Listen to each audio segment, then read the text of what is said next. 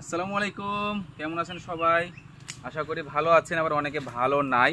তবে একটা বিষয় বলে রাখি, এখন আমি একটা বাগানে অবস্থান করতেছি। বাগানে অনেক অনেক অনেক গাছ আছে। তো সামনে যেহেতু গোপালভোগ আম আসতেছে, আমরা মূলত গোপালভোগ নিয়ে আজকে কথা বলবো। তো গোপালভোগ নিয়ে কথা বলার জন্য মূলত আপনাকে একটা বিষয় এখন আমি বলে রাখি, আম কিন্তু এখনো সেভাবে পাকা দেখা দেয় নাই।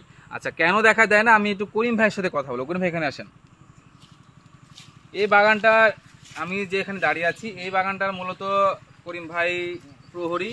করিম ভাই মূলত এই বাগানটা দেখভাল করতেছে, দেখাশোনা করতেছে। তো করিম ভাইয়ের কথা অনুযায়ী বাগানে এখনো সেভাবে আম পাকা দেখা দেয় নাই। করিম ভাই বলতেছে আম যদি বাগানে পাকা দেখা দেয়, আম কিন্তু নিচে আঠি পড়ে থাকবে, বাদুড়ে খাবে। করিম ভাই একটু বলেন তো আমের কি অবস্থা? আম ভাই এখন বাগানে আমি কি দেখাশোনা করতেছি। জি, করার পরে এখন আম এখনো দেখা দেয়নি। জি, পাইতে লাগেনি, পাইলে ধরে নিয়ে এটা আমরা পাবো তো। জি, জি, অবশ্যই পাইলে আমরা খাইতে পাবো। জি, জি, সেই জিনিসটি এখনো মানে আম দেখা দেয়নি। তবে এখন যেহেতু আবহাওয়া একটু ঠান্ডা, বৃষ্টি হয়েছে, আমার মনে হয় আরো 4-5টা দিন অপেক্ষা করা উচিত। তাহলে যারা আম আসলে প্রেমী, আম যারা পছন্দ করে, ভালো আমটাই পাবে। ভালো আমটা আপনারা করিম ভাইয়ের মুখ থেকে শুনলেন, আমার মুখ থেকে শুনলেন, একটু অপেক্ষা করুন, ইনশাল্লাহ ভালো জিনিসটাই পাবেন। ভালো থাকবেন সবাই। আসসালামু আলাইকুম।